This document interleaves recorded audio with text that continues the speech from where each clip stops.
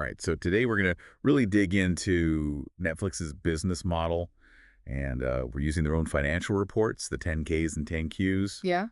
Forget about what to watch next. Yeah. This is going to make you sound like you work on Wall Street after this deep dive. Sounds fun. Let's see what we can find out. Yeah, so like the first thing that jumps out at me is that Netflix is huge EE, like over 13,000 employees all over the world and millions of subscribers. But there's this thing about content assets being worth over $31 billion. You've Yeah. got like all their movies and shows, like their whole library. Yeah, that's right. They listed in their latest 10K. Think of it as like how much they think all the movies and shows that they own or can stream are worth. Like content is everything to them. And it's not cheap. Okay, yeah, that makes sense with all the Netflix originals, but how do they actually make money? Well, it's still that subscription model we all know. You pay every month for access. But, if we look closer at the 2023 10K, we see that advertising is starting to become a thing. That newer ad-supported plan is bringing in some cash.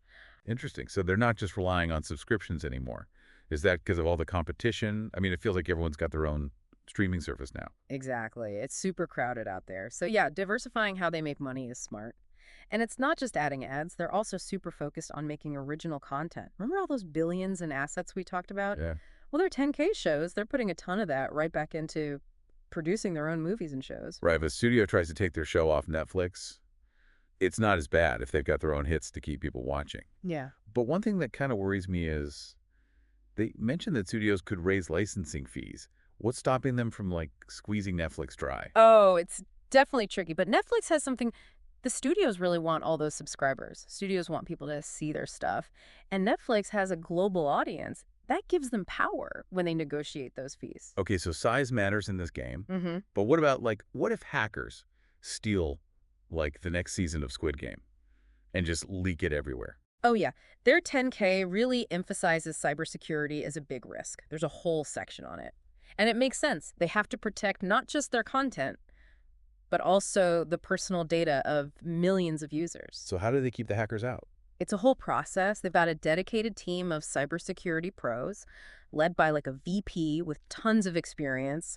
They've got everything, penetration testing, simulations, the works. Plus their audit committee is always watching to make sure they're doing things right and keeping up with new It's threats. like a digital fortress, Mm. protecting all that content. Yeah. But even with the best security, things can go wrong, right?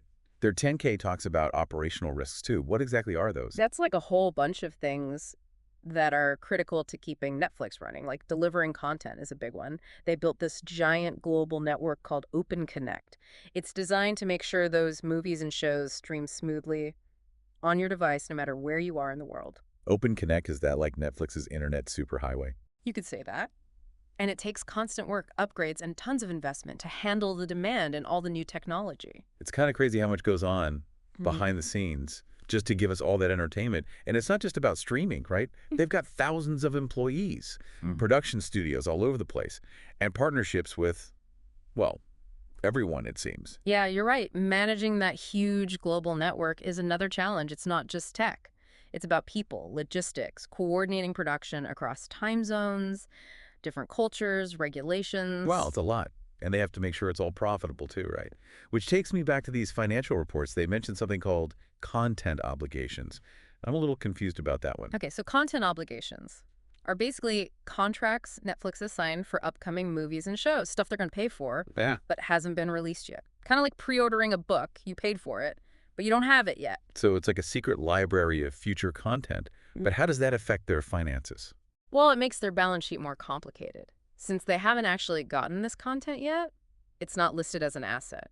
But they still have to account for those payments that they'll have to make in the future. Wait, so there's billions of dollars tied up in content they don't even have yet. That's right. Their 10K estimates content obligations to be somewhere between $1 and $4 billion over the next 3 years. It's a lot of money. Yeah. And it shows just how much they're betting on the future of streaming. Okay, so they're in it for the long haul, investing in content now and locking in future hits. Yeah. But how do they pay for all this? They're not just like swimming in cash, right? You're right. It takes a lot of money to fuel this kind of growth. And that brings us to another interesting part of their financial strategy, debt financing. But before we get into that, let's take a quick break. When we get back, we'll talk about how Netflix uses debt to its advantage, and we'll dive deeper into free cash flow. Stay tuned. Welcome back. Okay, so let's talk debt. Yeah, I'm always a little nervous when I hear a company has like billions in loans. What's the deal with Netflix? Well, their latest 10K shows over $14 billion in debt. Now, I know that might sound scary, but debt isn't always a bad thing. Think of it like a mortgage.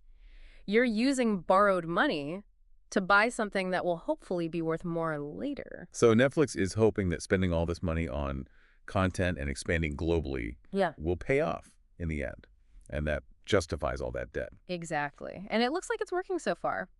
Their recent 10K shows they have a positive free cash flow for the first time in years. Remember, that's the cash they have left over, after paying for everything they need to run the business and investments. It's a good sign that their business is becoming more sustainable and profitable. Okay, so positive free cash flow goals like Yeah. that. It means they're actually making money now, not just spending loans. Right. It gives them more options. They can use that cash to grow even more, pay off debt, maybe even start paying dividends to shareholders later on. But let's not get too excited. The streaming world is still super competitive, and things can change fast. Yeah, speaking of competition, everyone's trying to get in on streaming. How is Netflix planning to stay on top? What does their 10K say about the future? Their strategy seems to be focusing on a few key things. First, doubling down on their own content. That's what makes them different. Think Stranger Things, Bridgerton, Squid Game. Those are huge shows, and you can only watch them on Netflix. Yeah, it's like they're building this exclusive library that keeps people hooked. But what about international markets? They're already in a ton of countries. Where else can they go? Well, their 10K actually says expanding internationally is a major growth opportunity. They're not just translating shows, they're making local productions, telling stories that appeal to specific cultures and regions. It's smart because there are tons of people around the world who want streaming, and there's still a lot of potential. Yeah, it's like they're creating content from all over the world. Exactly. And don't forget about gaming. It's still pretty new, Yeah, but they're definitely moving into that area, buying game studios and developing new games. it's like they're making a whole entertainment universe, not just a streaming platform. But speaking of platforms, Hmm. what about their ads? I remember they added that cheaper plan with ads. Is that actually working? It's hard to say for sure, but their 10K says ad revenue is going up. The challenge for them is to figure out how to make money from ads without annoying people. Nobody wants to watch a ton of commercials. Yeah, I would definitely stop using a service if it felt like there were more ads than shows. So they're trying to balance keeping both advertisers and viewers happy. But let's not forget about the competition. It seems like every big media company has their own streaming service. How can Netflix compete with Disney Plus, HBO Max, and all the others? It's tough out there for sure. But Netflix has a few things going for them. Their brand is super recognizable, and they've been collecting data on what people like to watch for years. They know what people want, and they're using that to decide what to make. It's like they have a secret weapon. All that data helps them figure out the next big hit. But data can only do so much right. What about the actual cost of making all these shows and movies? It seems like everyone's fighting to get the best actors and writers. You're right, content is expensive. And it's not just about the big productions. They have to pay actors and crew even after a show is done, cover licensing fees for music, and handle a bunch of other costs. Wow, so they're managing a lot. But we've been talking about future plans and challenges. Are there any red flags in these reports? Anything that suggests things might not be as good as they seem? Well, every business has risks, but we're talking about a company that was mailing DVDs not that long ago, and now they're a global entertainment powerhouse. I wouldn't underestimate them. That's fair. But before we get too carried away, let's think about some of the things that could go wrong for Netflix, like piracy, all those regulations, and the challenges of managing people all over the world. We'll talk about those things when we come back. For the final part of our deep dive, stay with us. Welcome back to our Netflix deep dive. We've been looking at their financial reports, trying to figure out how this streaming giant works. And it's clear they're playing a risky game with a lot of money at stake. Yeah, it's been quite a journey through these 10Ks and 10Qs. But as we wrap things up, let's talk about those potential problems we mentioned, the things that could cause trouble for Netflix even though they're successful. Okay, so what are we most worried about? Is it more competition? Because it feels like there's a new streaming service every day. Competition is definitely a constant pressure, but Netflix has shown they can handle it. What I find more interesting are the challenges that come from their own success and how the media world is changing. For example, think about how much content costs. They're spending billions. But those prices keep going up as everyone wants the next big hit. Yeah, it's like a battle for viewers. And the weapons are expensive TV shows. Exactly. And it's not just about getting new subscribers, it's also about keeping the ones they already have. So they need to be smart, not just throwing money at every big project, but finding a balance between making great stuff and keeping costs down. So like being a smart shopper, but for movies and shows. What else should we watch out for? Piracy is a constant problem, no matter how good their security is. People always find ways to download or stream stuff illegally. It's like a never-ending game, and it hurts their profits. Right, if someone's watching The Crown for free, hmm that's a subscriber they're not making money from. Exactly. And then there are all the regulations, which are becoming more and more complicated. Governments around the world are looking closely at streaming services, thinking out content rules, data privacy, even taxes. So they have to deal with all these rules, Yeah, while also trying to stay ahead of the competition. that's a great way to put it. And they're doing all of this while trying to manage employees all over the world, coordinate productions on different continents, and keep their technology working properly. It's a lot to handle. It's kind of overwhelming just thinking about it. Yeah, But they've come a long way from mailing DVDs, right? They could probably handle a few challenges. I think so too.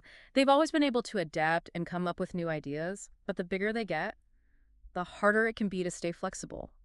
They need to avoid becoming too slow and bureaucratic and make sure they can keep up with new trends and challenges. So they need to keep that startup energy, even though they're a huge company now. Exactly. And that might mean letting smaller teams try new things, taking some risks, and being okay with making mistakes and learning from them. Like they need to keep moving and adapting. That's a great way to think about it.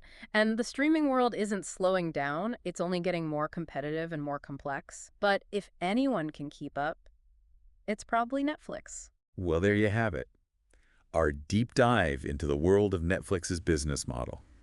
We've learned how they make money, what they spend it on, and what challenges they face. It's a really interesting industry that's always changing.